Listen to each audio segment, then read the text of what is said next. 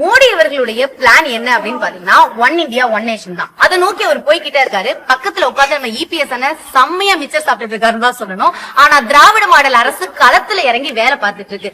இங்க நம்ம தொகுதி மறுவரையை எதிர்த்து பேசினா இவங்க என்ன சொல்றாங்கன்னா, நீங்க ஏன் மகளிர் இடஒதுக்கீட்டு மசோதாவை எதிர்த்து பேசுறீங்கன்னு சொல்றாங்க. இந்த சனாதான மூளை இருக்கு எவ்வா முடியல. ஒரு அம்பு எய்யும் பொழுதே அதற்கான காரண காரியங்களையும் வச்சுக்கிற மாதிரி தொகுதி மறுசீரமைப்புல இங்க தமிழ்நாட்டுக்கான பர்சன்டேஜ் முன்னாடி எவ்வளவு இருந்தது? 7.18%. அது எவ்வளவா குறைக்கிறாங்க? 5.77% குறைக்கிறாங்க. இப்ப நீங்க கம்பேர் பண்ணி பாத்தீங்கன்னா சவுத்துக்கு பாத்தீங்கன்னா ரொம்ப கம்மியான பர்சன்டேஜ் ஆகுது. அதாவது கிட்டத்தட்ட 24ல இருந்து 20% மாறுது. ஆனா நாட்டுக்கு பாத்தீங்கன்னா 38ல இருந்து 43 மாறுது. என்னடா நியாயம் இது? ஏன்டா அப்படி பண்றீங்கன்னு நம்ம கேள்வி கேட்டா, நீங்க எதுக்கு மகளிர் இடஒதுக்கீடு குறைக்கிறீங்க அப்படின்னு நம்மளே பார்த்து கேள்வி கேட்கறாங்க. மக்களே யோசிச்சு பாருங்க. மகளிர் இடஒதுக்கீட்டு மசோதாவுக்கு 2023 எல்லாரும் எதிர்கட்சிகளும் சேர்த்து எல்லாருமே கையெழுத்து போட்டு அதுக்கு எப்பவோ ஓகே சொல்லியாச்சு.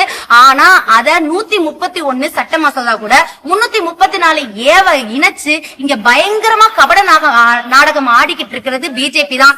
சிஏவா இருக்கட்டும், வக்பு சட்டமா இருக்கட்டும், எஃப்சிஆர்ஏவா இருக்கட்டும், எல்லாமே ஜனநாயக படுகொலை. யாருமே இங்க இருக்கக்கூடாது. ஜனநாயகம்ன்ற ஒரு ஒண்ணே இந்தியாவில இருக்கக்கூடாது. இவங்க மட்டும் சனாதன கொள்கையை தலைமையில ஏத்தி வச்சுக்கிட்டு ஒன் இந்தியா ஒன் நேஷன் நோக்கி போய்கிட்டே இருப்பாங்க. மக்களே தெளிவாயிருங்க. திராவிட முன்னேற்ற கழக அரசு இதற்கு எதிர்த்து போராடி உங்களுடன் களத்தில் நிற்கும்.